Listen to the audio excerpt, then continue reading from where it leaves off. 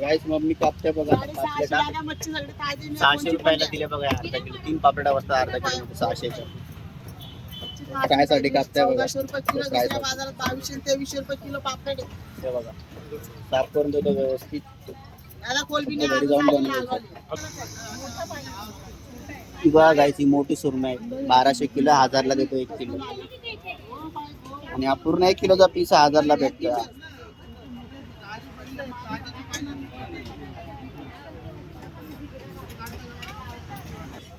या अर्धा किलो ठीक आहे.